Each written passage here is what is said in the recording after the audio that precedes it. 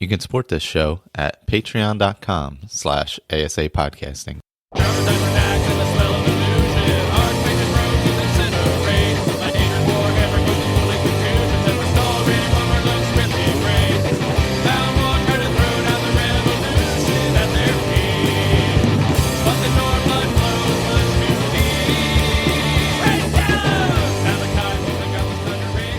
All right, welcome back to Skyrim Addict podcast. I'm Michael. I'm joined by Victor.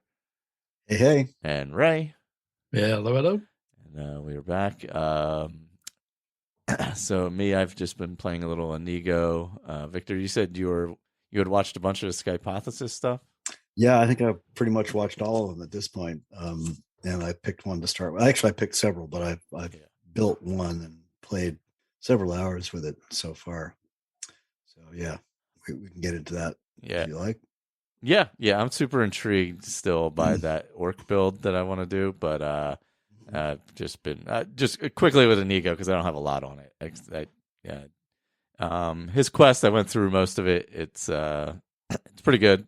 You know, he gets to kick anything off with him. You have to go into one of the inns and actually sit down in chairs together, and you can start the conversation. Then you can't actually have the conversations that matter while standing up and doing anything, which is nice. It's like a night you actually have to sit down and relax. Yeah, that's kind of cool. Have a conversation. Yeah. So I did that, but then immediately went up to 7,000 steps, and so he gets these 3 headaches that kind of kick off the quest, and of course he starts talking to you and freezes you. You know, in conversation essentially. So we're going, and then we're at the troll or the first troll, and the headache comes, and I'm like, oh, this is really good timing. Like, yeah, this worked out great. But but yeah, you kind of follow that along, and it kind of goes into his backstory more. You have to find like a cabin up in the hills, where there's another person, and then they send you on a little bit of a wild goose chase.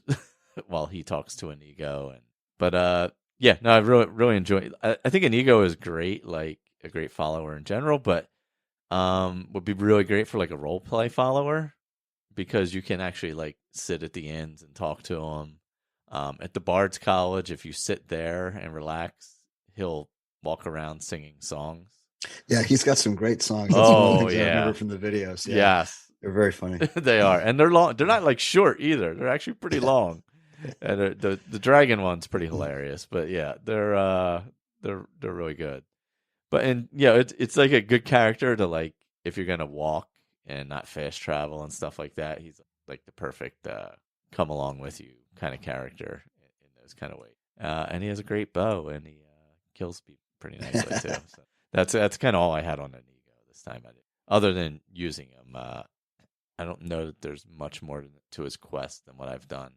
But we did get in. Actually, today I got a little more of his backstory, and we cleared some things up between. So there was that. So. Good. Nice. Yeah, but last time we were talking a lot about Skypothesis, and well, Ray's the one who turned first mention. I've never heard of them before. Yeah, they've got really well done videos. They're well produced, and they come up with really interesting role play characters. Yeah, I've really enjoyed watching. If you watch, have you watched all of them yet? I think there's 1 or 2 that I haven't seen. Hang on.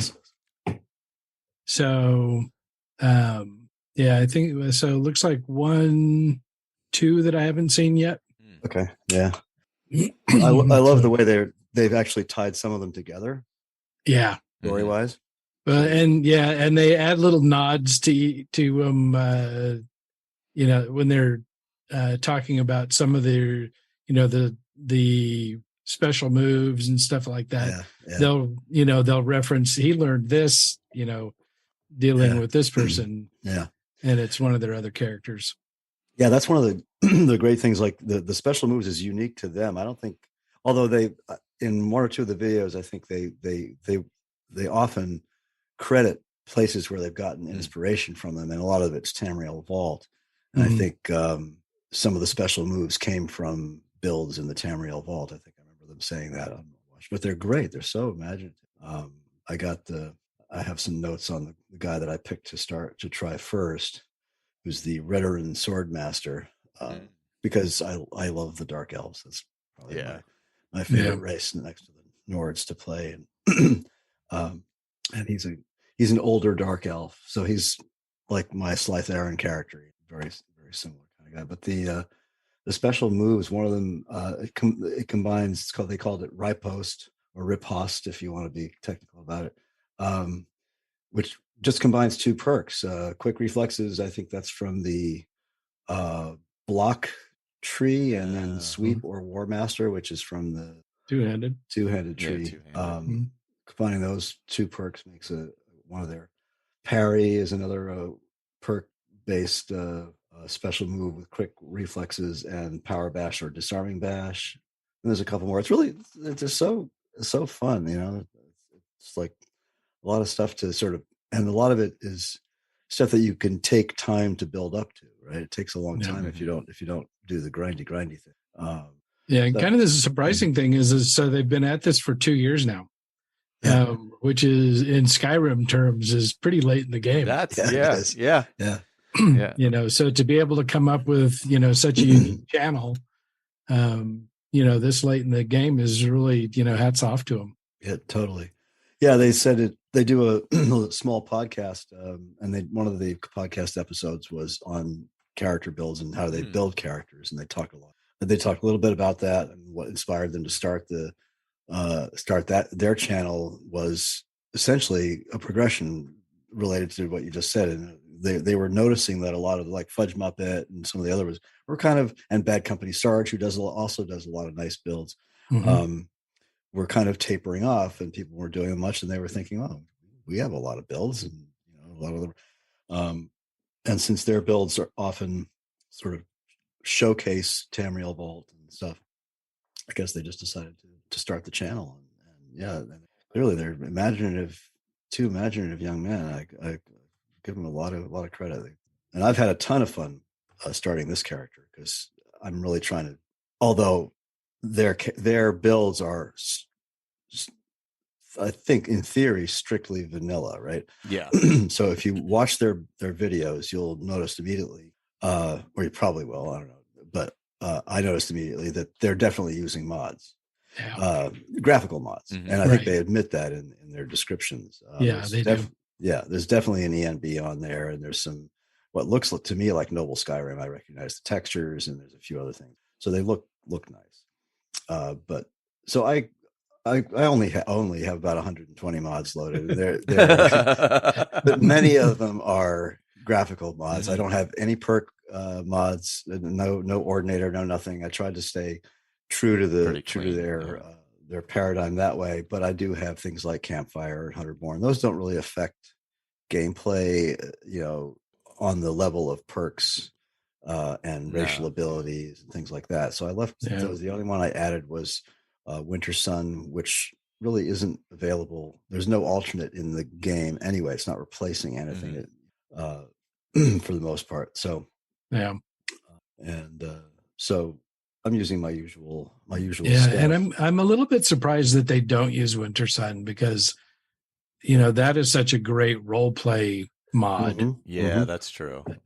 You know, that would fit in so many of their, you know, so many of the videos I've watched. I thought, oh wow, you know, that'd be perfect if, you know, if they worshipped you know, Akatosh or Kine or whatever, or some of the really alternate ones. The thing I missed with Winter Sun, unfortunately, I'd forgotten that it wasn't available when I loaded it up, because I was kind of planning on that thing was the Enai Shion did not include the tribunal, right?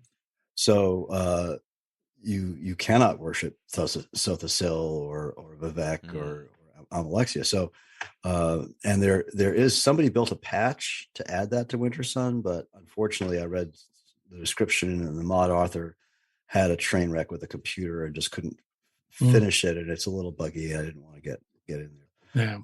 And there's the alternate religion one by Simon Magus, who's I think a runner-up, a very close runner-up to Enai Shion in this sort of, you know, package of mods. His is called Pilgrim. It's also he's the one who, by the way, he did Adamant. That's his okay.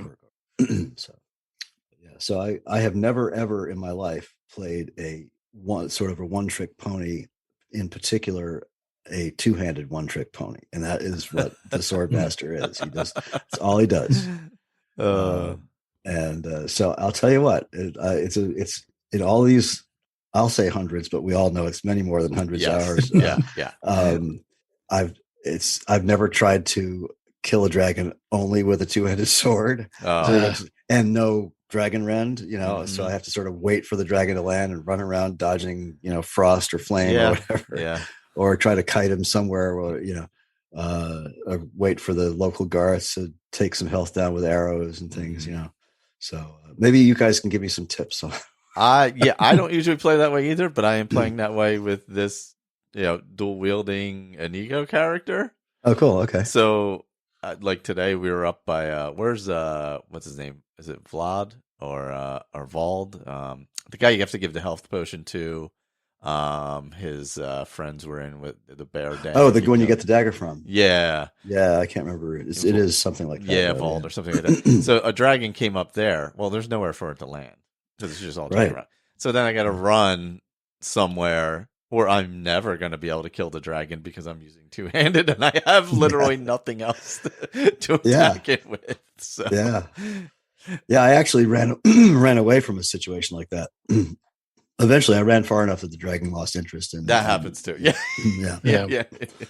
So, well, and I also find if you run just a little bit away from them,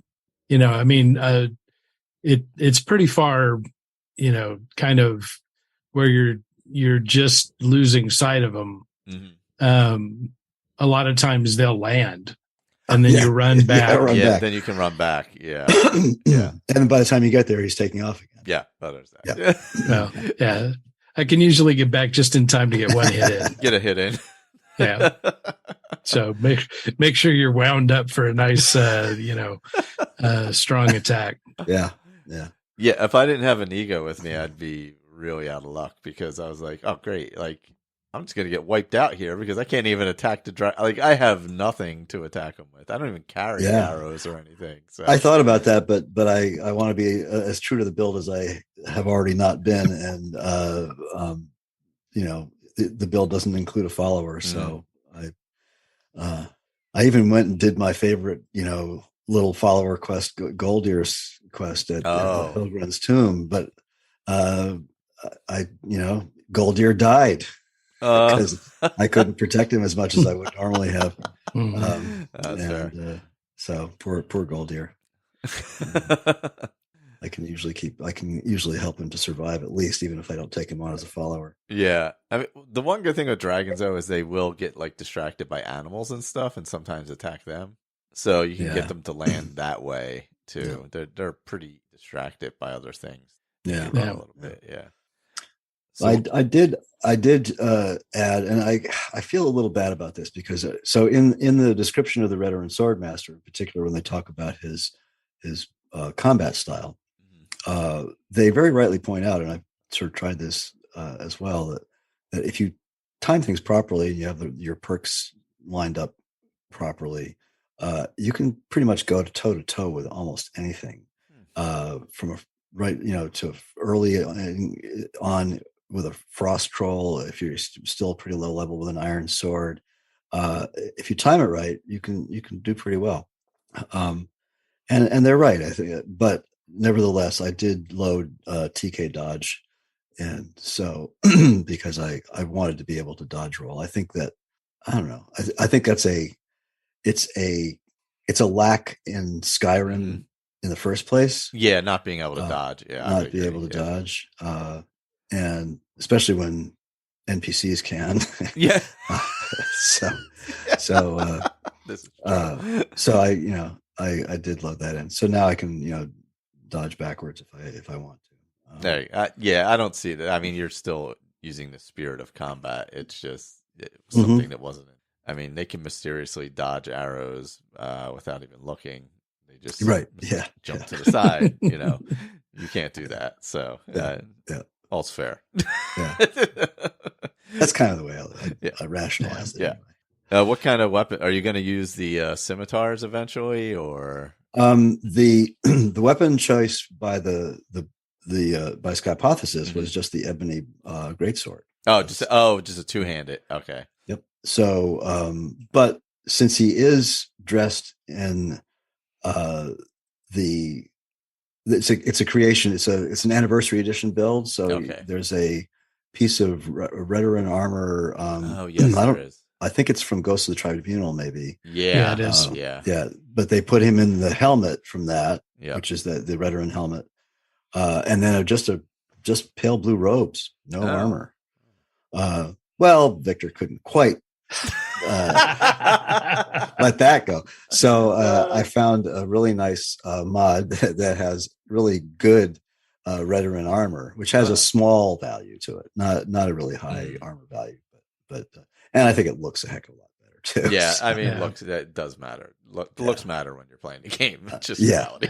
Oh, and okay, I'm glad you brought that up, because in their little podcast where they talk about character build, they talk about their approach, and it's like this. They call it a three-legged stool, and one of the three legs is aesthetics, mm-hmm.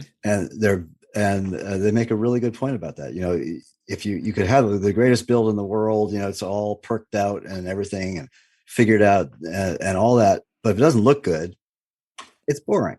And you know, and so I think they even used the Redoran Swordmaster as an example, and a couple of the other ones that are you know, that just they look great.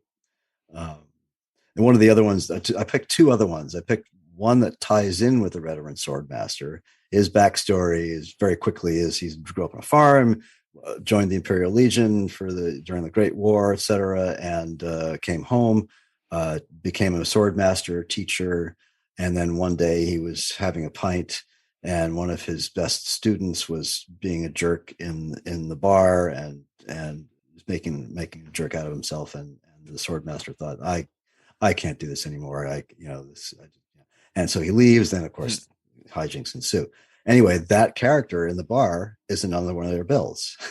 Nice. And I can't remember. I'll look it up. But he's a young Breton, and he's I think he's a sword and board build, but I can't remember. And then they did another one who's a mage, very very much a Gandalf style. He's a staff and sword mage. Gotcha. So like a little bit like a battle mage, but uses a lot of staffs, not many spells. Those both look like fun. Have you played any, Ray? Yeah, so I did. So I've got my my ninth priest, which is the completionist build. But you know, because I can't play the same character for a really long time. Yeah. So I also started the Imperial Spectre. Okay. Because she kills the Dark Brotherhood. Is that the Khajiit? No. Oh, okay. It's so on that one it's oh shoot, it's the Penitus Oculatus. Oh, okay. I remember watching that video. Yeah. And you know, so one of their conundrums was that, you know, you have to kill a Penitus Oculatus guard in order to get the outfit. Right. And so that was kind of a, you know, break the role play real quick, you know, to get it. So instead of doing that, I just consoled it in. Good. Yeah. Why not? Why not? So, and then, you know, after I got that one to, you know, pretty much the pinnacle, I started the newest one, which is the Tonal Scholar. That looked really cool. Yeah. So that's I get so distracted playing with Dwemer characters. But with this one, it's, you know, it's a sneaky archer, so it hasn't been too bad. And you know, it's been fun. You know, the biggest thing on that one that I'm looking forward to is doing Forgotten Seasons again. Oh yeah, Forgotten Seasons. Yeah. So because one of the things that they put into their role play is the dwarven horse. Yes. Yeah, I remember. Yep. So that one's been fun. And then I'm still playing the Night Priest. I go back to it every once in a while, just to get stuff done. One of the things I sort of found with their builds, at least I assume it's similar to the rest of them. There's a lot of stuff that is, well, I guess unless you're willing to like do a lot of serious grinding, if you're sort of trying to let the story progress naturally, it's hard to get to certain places in the build without being pretty high level. And it's also hard to get some of the stuff that they list in the build without breaking out a little bit of the story. In other words, okay, so for instance, since this is the one I'm playing with the Swordmaster, he's doing the main quest, and they suggest 4 main shouts, right? Elemental Fury, Become Ethereal, Whirlwind Sprint, and Slow Time. Now, out of those in Slow Time, one of the words is at Corvinjund. That's easy enough. That's the first quest in the Civil War. That's quest lock there. That's not so hard. But the third word is in Labyrinthian, and you can't get to that until you do the Staff of Magnus quest. So, and I'm not even sure he's really designed or to do this. So I guess you just only do 2 words, or what? I don't know. Then there's Ustengrav is where a word of Become Ethereal is. And that's about it. The rest of them are easy enough to get. There's a few other things like that are just a little bit hard to get, and also stay in, really true to, not that I have, but if you really want to be strict with it. Other than that, it's I'm having fun. I'm also, believe it or not, and this surprised the hell out of me, probably because I just came off a fairly long stint of playing a lot of Valheim and also Horizon Zero Dawn. I'm playing in third person. Whoa! Yeah, and actually, with a 2-handed build, it makes more sense. It does, yeah. As an archer or something, first person is so much easier. Mage archer, yeah, for sure. Yeah, anything where you have to aim, but with a 2-handed build, it makes so much easier to see what's around you and stuff. So I switch in and out a lot. I've been sort of, doing a lot of personal role playing with him. I'll take his helmet off as I go in to talk with the Jarl. I switch to slow walk. I do a lot of stuff like that. I've just been having a grand old time just doing that kind of stuff. And,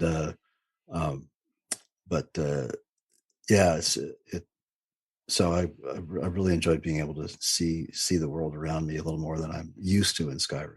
Yeah, I find I use third person a lot more with the dual wielding character. Yeah, same basic principle. You just totally makes sense. Yeah, you can't see as much versus when I'm an archer. Sometimes the only time when I'm an archer I bounce out is like if I'm just running down the road in general. But once I'm in any place, I immediately am in first person the whole time. So yeah. So how do you guys? I have made some notes of stuff I wanted to sort of bring up. How do you guys? First of all, how do you level up block relatively fast without like either too much without beating a live horse? Yeah, exactly, or standing in front of a wall and shield bashing it or something. I haven't used. I so rarely use it that I don't know the last time I really leveled it up. Yeah, block is one of those where I just buy training. I was thinking about that. Yeah, she's is one of the companions. Is one of the block trainers, right? And yeah, the one with the really bad attitude. Oh, yeah. You don't need to join the companions to get her to. I think you do. You have to get as far as talking to Kodlak and doing the thing with Vilkas. Okay, yeah. But you don't have to go any further than that. Yeah, that wouldn't be out of line with this character. That's probably a good idea. I was thinking I might have to do that, but I thought maybe there'd be some little tricks or Yeah, no, that one's hard. That's the you jam a horse in the corner of a building and then you just start bashing him in the butt. Well, and you're using the 2-handed, so Right. Yeah. So Just, I can't really until I get the bash perk. Yeah, until you get the bash perk, you can't really bash, right? Because Right. you don't have a shield. I can just parry. Yeah. And there's no stagger lock until you get a perk for that, is there? Yeah, I think so. I've never actually leveled up block a whole lot. It's something Yeah, you have to level it up to like stagger. Yeah, you get more stagger as you level it up. Yeah. Right. So I've been alternating a little bit. I started the main quest and then I started the Civil War. I think I'm going to run through the Civil War a fair ways, pretty much past the point where the main quest will decide that you don't need the big meeting up in High Hrothgar. I think if you get past a certain point in the Civil War, you don't get that part of the quest that branches out. I also thought that Helgen Reborn would be a really nice quest add-on for this character. He's really kind of a lawful good kind of character, so he's going to be, nothing unethical, but he's going to help people whenever possible, and he's totally willing to fight whenever he needs to, but he's not going to initiate a fight, just gratuitously. So I thought that would be a good add-on. But so what else did I was gonna? Oh, there's a creation club that triggered that I don't remember. It's called Battle of Champions. Have you guys done that? Yeah, I haven't done it. I've seen it. I think it triggers when you start the Civil War, right? It's good because it's based. I think it's an Imperial. If you're an Imperial, you fight a Nord champion. If you're a Nord, you fight an Imperial champion. Can't you do that right away? Because if you're wearing Imperial armor and you go talk to the guy, maybe you talk to him. Yeah, at Solitude. Yeah, and he'll give you the shiny Imperial armor. Okay. And same thing with if you're wearing Stormcloak outfit. Okay. And you go talk to that guy, then you get the Stormcloak armor. Okay, I've never talked to the guys. I found out about it because a courier came and gave me a letter. Yeah. So I've seen that used in a couple of builds. Have you? Okay. No, I'm looking. That sounds interesting. I also loaded the Parthenax dilemma into this because I felt like the Swordmaster wouldn't want to kill Parthenax. Yeah. So. So that I'll be able to, They do suggest in the build that he use Skyhaven Temple as his home base. Oh. I'm not sure I'm going to do that because I think he's sufficiently sort of Eastern in his philosophy and dress as well, that I think I loaded up JK's little interior overhaul of High Hrothgar, which is, by the way, bloody gorgeous. Oh, really? And he adds, I'm using Thunderchild. I should have said that before. I forgot to mention the Thunderchild because that only adds shouts. It doesn't change the vanilla shouts at all. It just adds more. Right. But JK's interior adds a usable bed, a non respawning chest, and a cook station inside High Hrothgar in a very nice little alcove area that was kind of empty. So it seems like a perfect place for a home base for him. So stick with that. But anyway. Does that character use a horse or any kind of transport? Or? I just bought a horse, and somehow the first time it's ever happened to me, convenient horses seems to have glitched out. It just did not trigger. Well, actually, it did. It started to trigger, and I ignored it, and that may have been my mistake. And it hasn't. It's not working at all. No convenience, and I don't want to mess with the mod list or screw around with it at all. I'm just going to let it ride. If it triggers sometime randomly, maybe that's great. But I think there's an option when you go to get on the horse to continue training. Yeah, there is, but you can pay money, like 500 gold, I believe it is, to not have to train.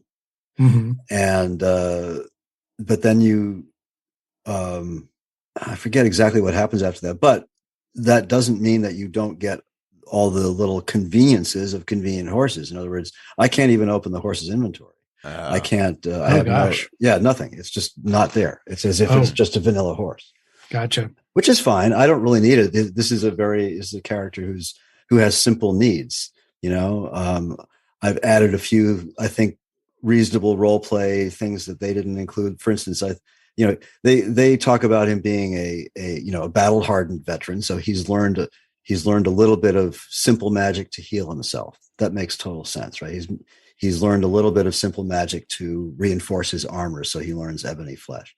And I don't see why a battle hardened veteran on the field of battle wouldn't learn a little simple alchemy to make a healing potion.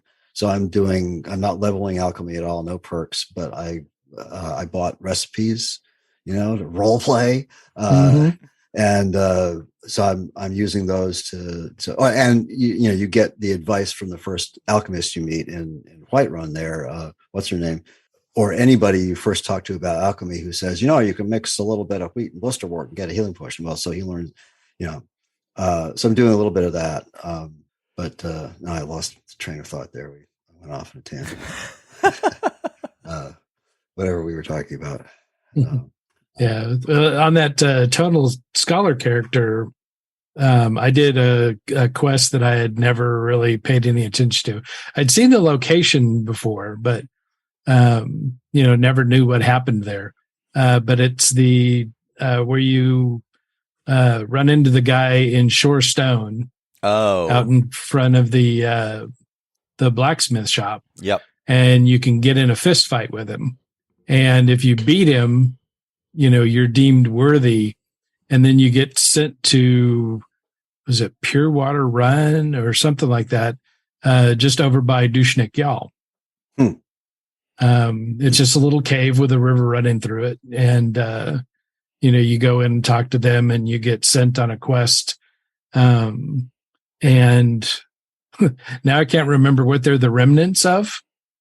Is this a vanilla quest or a no, it's a creation club. Creation club. Okay. And so you go through and you get you get a set of armor essentially. I'm using the hood and the boots. Okay. The boots give you sneak, and the hood is, I think it's sneak. That's right. That reminded me of the boots that they suggest for the Swordmaster are Azadal's water walking boots. Oh, just another aesthetic thing. Yeah. And I remembered how I got to alchemy was off of the inventory and the horse and everything else. But yeah. So I'll have to look for that guy. I don't think I've triggered that quest in Shore Stone. I've probably only done it once. Well, if you walk through Shore Stone, the guy is standing out there. Oh, okay. If you're not, if you're not really paying attention, because if you're just on your way down the hill, blow through Shore Stone, because he doesn't really, he doesn't call out to you. He doesn't really do anything. He's just kind of standing there unless you go talk to him. That reminds me of another thing. The spiders in Shore Stone triggered another thought. I just went through Ustengrav, of course. You go through there for the main quest. Yep. And I decided it sort of became a role play element because this character was a little underpowered for the spiders just before the final chamber in Ustengrav. Oh yeah. So he had to dash across the fire floor, dash across the platform there, hack his way through the webs and get the hell out of there before. But so I'm sort of role playing that he really hates spiders. I'm going anywhere near the spider. Oh God. But when I went through there, the big spider wasn't a giant frostbite spider. It was a brood mother. Is that a Creation Club ad or something? And does anybody know? I've never seen a brood mother spider. It's definitely not a vanilla spider. So, I just went through there and it was not that for me, but maybe it was a level thing. And it's a brood mother that has those little jumping spider babies, the nasty ones from Solstein. So yeah, I was like, whoa, dude. I don't Yeah, think. could that be coming from one of your mods because it's not could showing be. up? It's not showing up in UASP. Yeah, But I couldn't think of what mod it would be. I don't Hmm. have any creature mods loaded. I don't have any. The only quest mods I have loaded are, let's see, where's missives. That's simple. That's just fetch quests. Helgen Reborn, Parthenax Dilemma, Destroy the Thieves Guild. That's, you know. Oh, and I do have Inigo loaded in here because it's in this mod list, but I haven't. I may go grab him at some point, but that's it. Nothing else. Huh.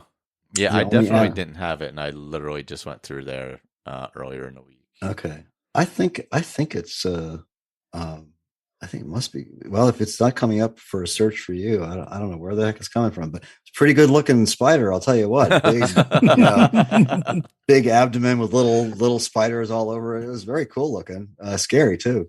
It startled the heck out of me because I've never seen that in that spot before.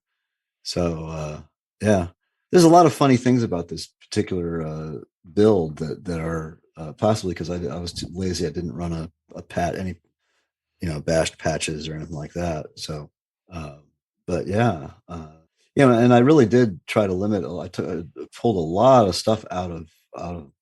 This was based on the last build I was playing before I stopped last spring, which was pretty extensive build. There were like 280 mods in there, and I pulled a lot of stuff out of it. So anyway, that was pretty cool. So, I found out something. I don't remember where I heard it, saw it, or what. Did you all know? I did not know this. That if you progress enough in the Civil War quest and you gain the high enough rank as an Imperial, I believe you have to be an Imperial. Yes, you do. High enough Imperial rank that if you take on, and I don't remember the name of the quest, but it's the Skyforge Smith, his wife, Torald, her son Torald. If you take on that quest to rescue Torald, if you're a high enough rank in the Imperial Army, you can go to Tullius, and he will have a dialogue option. Oh yeah. You did know. I've heard. Yeah, I remember this from a long time ago. Actually, I've never actually done it because I've never. No, I'm going to try it this time. Yeah. So you know about it, Ray? You'll supposedly get a dialogue option with Tullius, and you can ask him to intervene on Torald's behalf with Thalmor, and he will intervene, and you'll just be able to walk in and escort Torald out without fighting your way through that whole fort and everything. Oh wow! Yeah. It's one of those little sort of Easter egg gems that are built in the stuff that still new stuff after 10 years. Yeah. I knew about that. I've never actually done it. Maybe I did it like once a long time ago and have completely forgotten about it. That's also possible. Yeah. 10 years is a long time. Yeah. I've only done that rescue mission one time. Oh, okay. I like to do that. That's one of my favorites. It's a good sort of measure of where you are in your skill level, because they are tough. Yeah. So especially if you go in and try to do it alone. But a lot of great elven gear too. Yeah. Yep. That's great. You can make a lot of money selling elven armor. Yes. And there's one other thing I've been also watching. I watched a lot of videos over the last few days, just lying in bed, waiting for the thing to heal. Did you know that if you're a vampire and you take the Necromage perk, that the buff will apply to you because you're undead? So you can get a 30% buff on healing. Yeah, I did not know that. I did not know that. That's a pretty popular min-max. Is it? Okay. Yeah. Yeah. Trick to...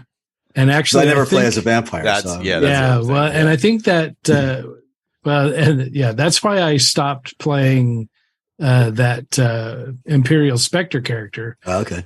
Because she needed to become a vampire. And one of the things that you do is take the Necromage purge. Okay. All right. Gotcha. I haven't watched that one video either. So, I thought that was pretty cool. I found that out from, I think, just a video I discovered a couple of days ago. 15 useless things to know about Skyrim. And actually, none of them are useless. It's a pretty good video. That's pretty useful. Yeah. I mean, I've never done.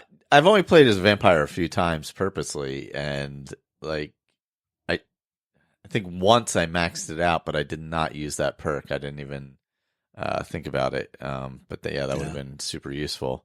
Yeah. Yeah, I think I did a Major Slack character. Oh, okay. That did that. That would be something, the kind of thing he would use for sure. Yeah. He's totally stopped his Skyrim. I don't blame him. I think he just overloaded it on it. No more Skyrim. Yeah.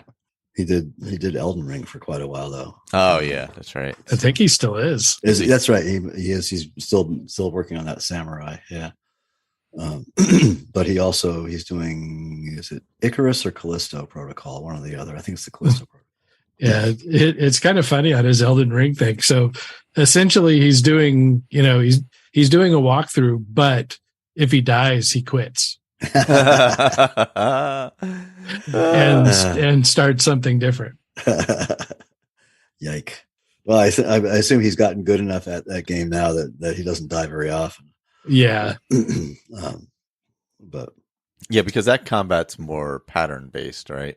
If you kind of he was doing one where they've got some staff or something that is essentially telekinesis arrows.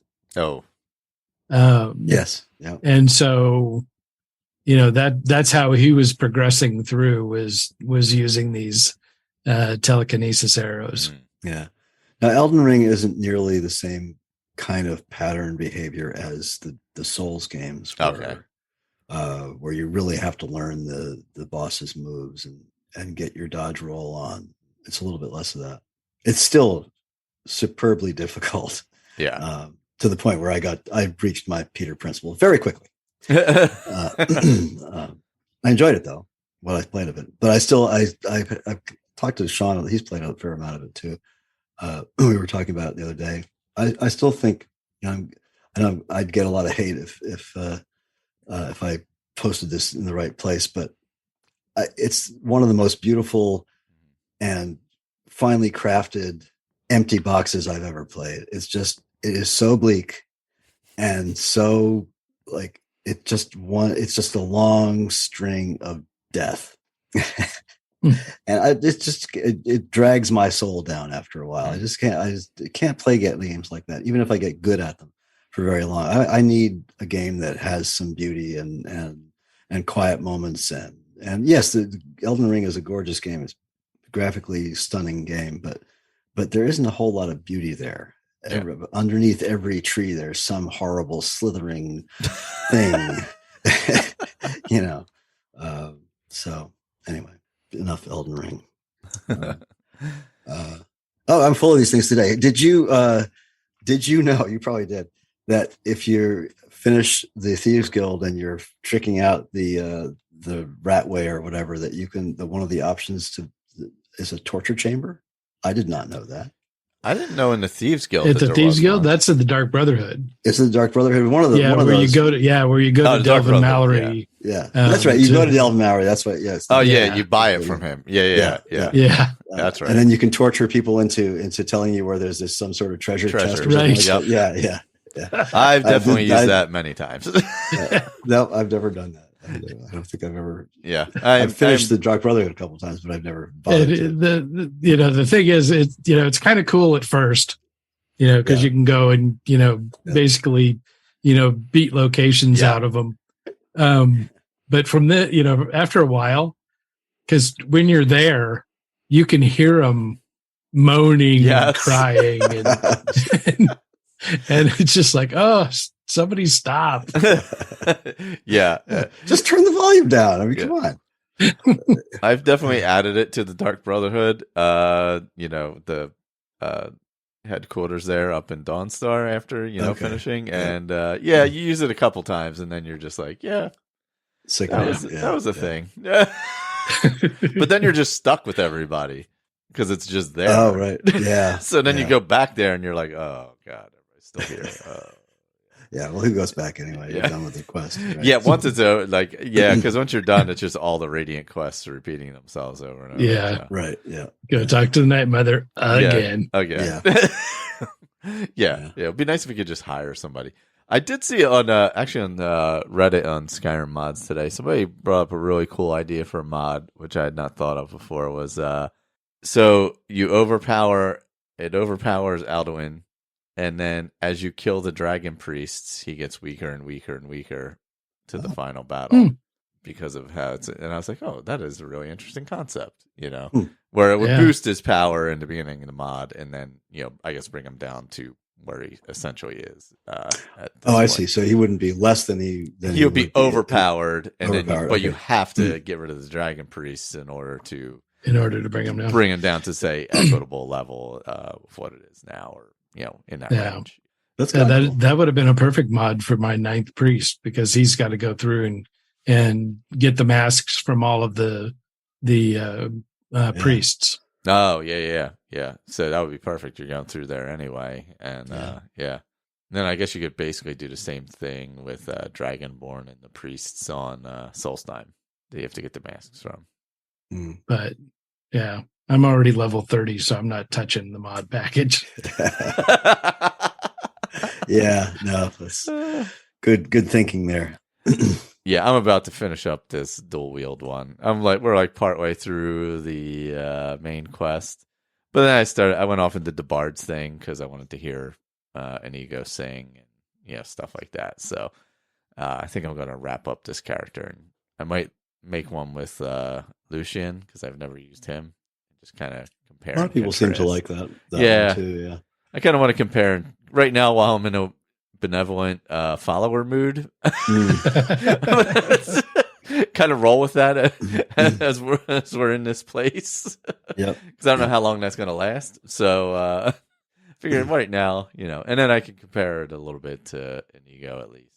I will say I liked Inigo a lot better than those followers we did previously. Was it Marisi and the other one that looked like a weird doll-headed boy on the body? I forget which one that was. Bruma, Rigmor. Rigmor, yeah.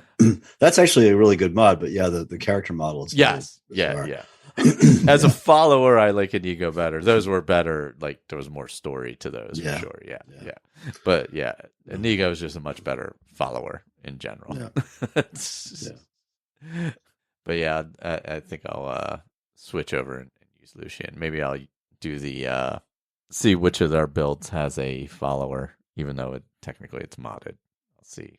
Maybe I'll look through. I don't remember any of them. None of them use a follower specifically. Maybe I'll just do the orcish one. The orc. What was the orc? The wood orc. Wood orc. I don't know why I was drawing a blank on that. That looked fun too. Yeah, that one. That was definitely a fun one. That's the first one you brought up. I remember that. Yeah. Yeah. The one I got. Yeah, that's another stealth archer. Yep. Yeah. I haven't played a stealth archer in a whole character, so probably. Oh, and that one goes werewolf. Oh, it goes werewolf? Yep. I did max out werewolf once. Really not that fun after. Yeah. Well, and, in typical Skypothesis style, so the only thing they use werewolf for is for travel. Oh. So because they said that using beast form is faster than a horse. Yeah. Oh, gotcha. And so instead of riding a horse, they switch to beast form, go run through, to wherever they're going, and then turn back into a normal creature and carry on. Fair enough. So I figured that would be the perfect way to be a werewolf. Yeah, that's a good. Actually, it's a wonderful idea. It's funny that I saw another video by some other content creator where they did some tests on whether horses are really faster than just running, and they aren't really much faster. I forget which guy it was, but he did stopwatch timed, riding a horse from one point to another and running, and then sprinting, and between the sprint and the horse, it's only like 2 or 3 seconds. Not much difference. Oh, geez. So, and also it's just much easier to maneuver running than it is riding the horse, quite frankly. Yeah. And if you're not using convenient horses, it's also a lot easier to collect stuff. Yeah, that's true too. Than having to jump off your horse. Yeah. Pick a flower, hop back on the horse. Yeah, that's such a pain. Yeah, if you're doing any kind of potions or anything, you're gonna need to hop off on and off and all that. Yeah, that's not.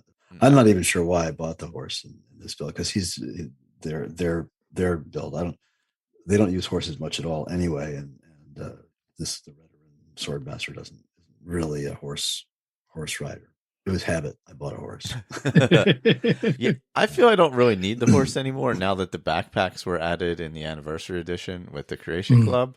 Yeah. That just gives me the little extra I need, where like in the past it would be like, oh yeah, I kind of need a horse because then when I get over encumbered, I just hop on the horse. Yeah, to fast travel. Yeah, but I'm taking a lot of carriages too, because I have at least a carriage overhaul that adds destinations. It doesn't put new carriages in any a couple of new places, but not many, and a couple of ferries in new places.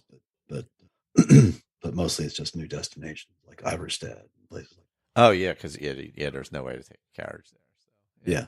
Unfortunately, once you're there, you can't. There's a ferry that'll take you from Iverstead to Riften. Across the lake. Yeah. The original carriage mod added carriages all over Skyrim, and it was a little bit buggy. That was for LE version of Skyrim.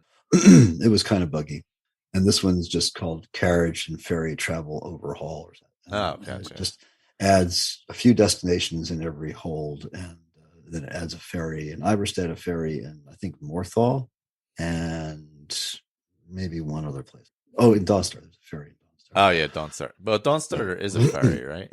Is there a vanilla ferry there? I thought you could take it from there to maybe there is. Yeah, to Solitude. Yeah. Between there and Solitude. Yeah. Or Windhelm. Maybe it adds Windhelm. Oh, there's a ferry at the bottom of the hill in Winterhold. That's I think that's added. Oh, there you. Yeah, that's added. Yeah, for sure. Yeah. That would be helpful because getting to those places sometimes is kind of bleeding. Yeah. So playing these has kind of revealed my muscle memory. So because I typically don't play with dragons, I also never fast travel to Helgen. Oh, and so if I'm going to go to Iverstead, I always run over the top of the mountain. There's a path by the camp, Stormcloak camp. Yeah, that goes over the mountain. If you end up over by the troll. Yeah, if you go to the Standing Stone, where the priest is up on the left side, and then make a right and go to the camp, you can follow the pathway up into the mountain. You can kind of see it. It's very light. Which Standing Stone are you talking about? The one across the river from Ritual. Yeah, the Ritual Stone. Yeah, the Ritual Stone. Yeah. That's shortcut. I'm sorry. Yeah. I know. Where the Wisp Mother is and all that.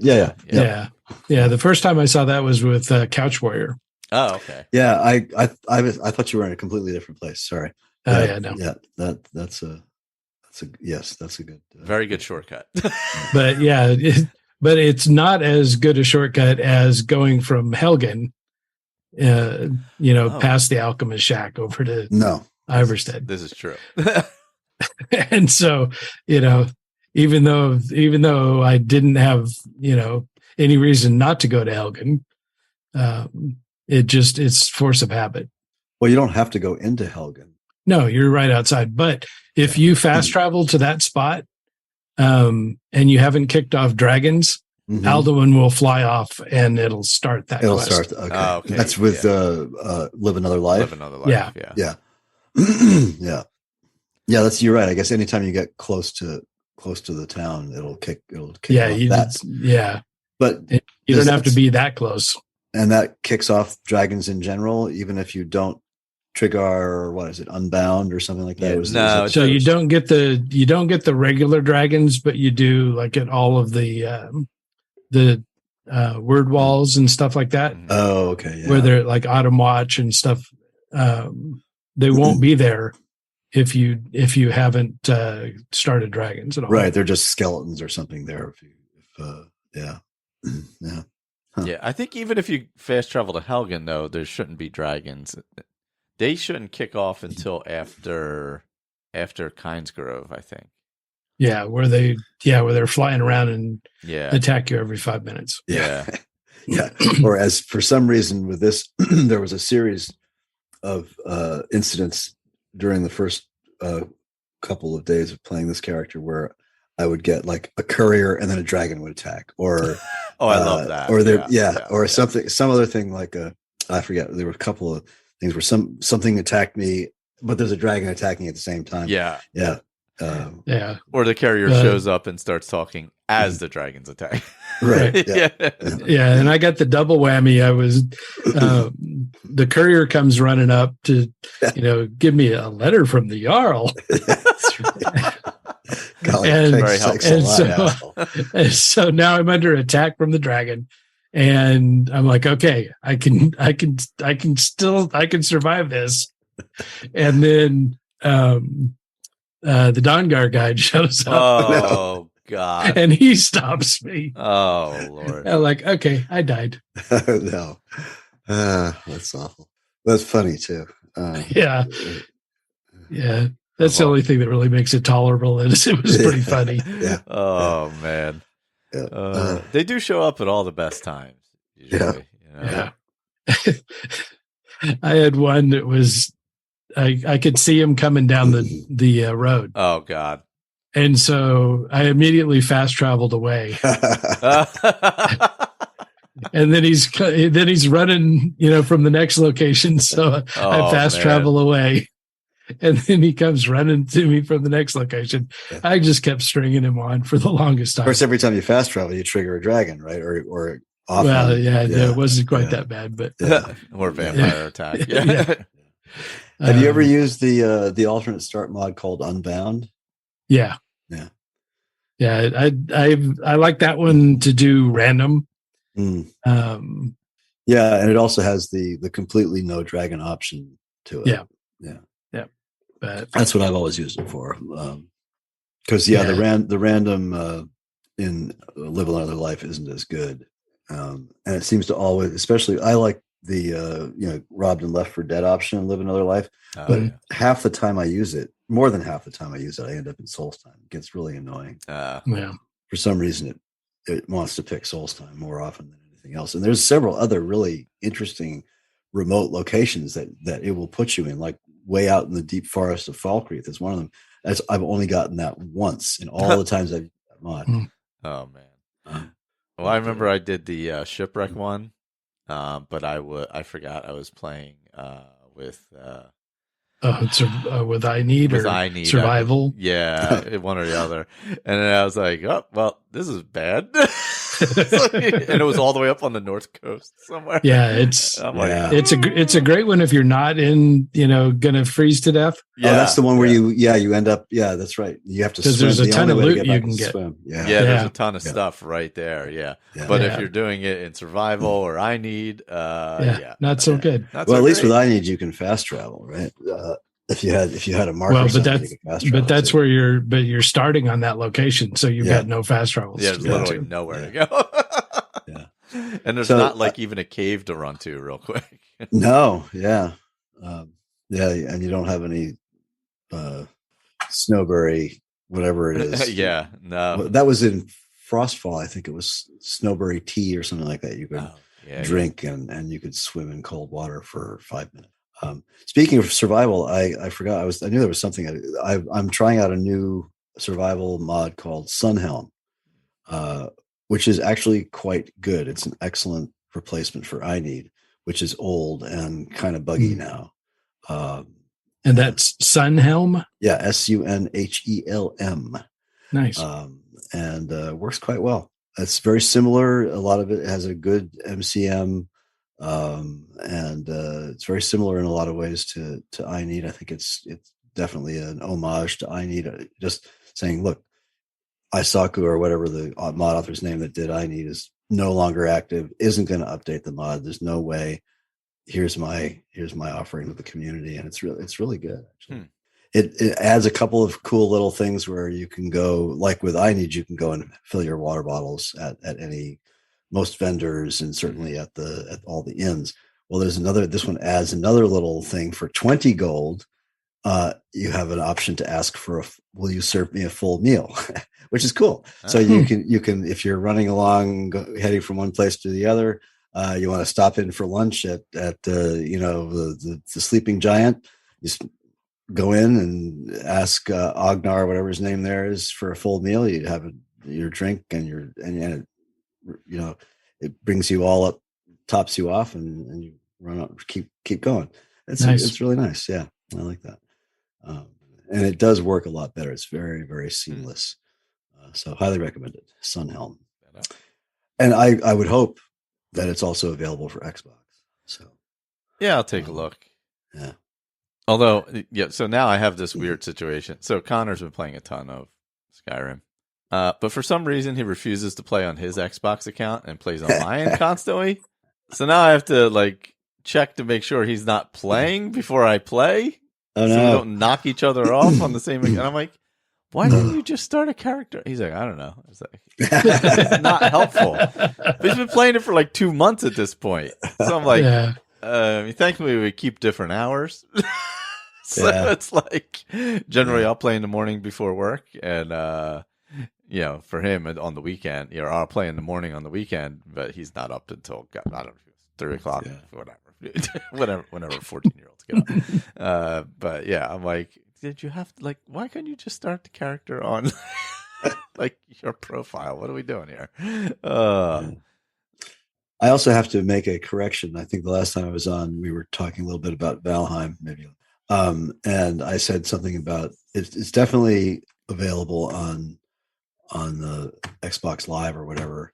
And one of you guys asked about available for Xbox, and I thought it was, but it's not. It's you can use. It's verified for the Steam Deck, so it's controller compatible. But there is an Xbox version coming, and it's supposed to be coming out sometime in the next couple months. So it will be available on the Xbox, but it isn't yet. It's on. Is it on what, Game Pass on Game PC? Pass? That's what I meant. On PC, right? For PC. For PC, and you can play it with your Steam Deck if you have one. So you can control it with a controller, which I incorrectly assumed meant it was available on Xbox as well. That'll be cool. Oh yeah, and the new Mistlands edition is awesome. It's very good. Hard as hell. It's really good. All right. So what's going on, Ray? What's happening at the other shows? Any new No Man's Sky? Too many ends there. New No Man's Sky updates? we just wrapped up the redo on the expeditions over the holidays, and so now we're on Emoji Watch. Waiting for the first update of the year. So nice. It's usually in February. So I think we got a little bit of time to go, but getting close.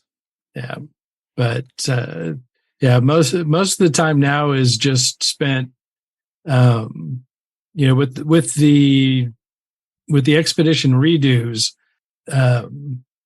I play them again just to get the stuff, all the specialized loot that you get. So I've been gathering that all up, transferring it to my Xbox character, the inevitable, when I get the next update, I'll start a new character from scratch, and then I'll be able to take that and give them a bunch of goodies to upgrade. Okay. Nice. So, and then on the Fallout feed, we are playing Fallout 1. Yeah, you guys how far have you gotten? So we just did the Brotherhood of Steel, and ran down to the Glow, which is the West Tech facility, and learned all about how they made super mutants. Cool. Have you played it all the way through yet? No. Okay. No, this is my first time. So our next stop is the Boneyard, which is Los Angeles. Oh, cool. And then after that, we go up and take on the the super mutants. So cool. Getting close to the end. Yeah. All right. I think you'll like that. Yeah, it's been fun. It took, so many times I tried to get started with the game and just never did. Yeah. Click. So that came out when Sean was he was still living at home. That's a while ago, and he just fell right into that game. He absolutely loved that. Yeah, both the Fallout 1 and 2. Yeah. I think if I had played them when they came out, it would have been different, because most of the games that I was playing at that time were like that. Yeah. And so that was just kind of the way games go. But I got into the Fallout series with Fallout 3. Yeah. And so it was always a 3D game for me. Yep. And these were always weird and clunky. Yeah. But the lore has been great, and it's really been driving it. It's kind of funny. So Jess is the one that really spearheaded this to get us going and playing it. And Andrew and I were both dragging our feet. And now Andrew and I are just blasting our way through the game. And Jess is having a hard time keeping up. Is she? Yeah. Oh, so, it is so outdated in a lot of ways. Yeah. Yeah. Yeah. You don't often see Jess get aggravated. So, it's kind of fun, seeing that side of her personality come out. Oh gosh. But we're having a good time over there. Cool. Yeah, I guess next time we'll have some mods and builds and stuff like usual. So see what happens. Yeah. I'm gonna move. I'm gonna do the. I think it's called the Ethereal Pilgrim. That's one of the other ones I'm gonna do. He's the sort of the staff and sword mage. One other, I can't remember what it was called. The Dawn Knight. That's the the Veteran Swordmaster's pupil. Yeah, I've definitely come to the end with my Inigo character. I'm probably in like level 30 something. So I'm like, time to move on. Move on and do something different. Yeah. And it should only be, I think, maybe this coming Friday. So we're recording on Sunday. The following Friday will be their next build release. Oh, nice. So they do every 2 weeks. Is that every 2 weeks? Okay, I'll have to watch that one when it comes out. I think I'm subscribed. Also, the first half of this year is like looking like a incredible in terms of games. So I think, Square Enix has a game coming out called Forspoken. So I think I'm going to grab that. So maybe we can talk about that next time too. For sure. Cool. I mean, we've only been talking Skyrim for 10 years, so I think we can squeeze it. I'll still be playing. I played in between stuff. Like if I do other stuff, it's just like, I'll pop in and whatever, mess around. I want to go back to Zero Dawn and stuff, because I don't know when the Forbidden West is going to be released on PC. Probably not till next year at this point, but I want to finish playing through it again. All my older grandkids are now playing it. So, because it's a great game for kids, early teens, because it's not super violent. There's not any, anything sketchy in it. No language. It's a great, strong female character. It's just really good game. So they got a PS5 for Christmas. So. Oh, nice. Yeah. Now that they're available. Yeah.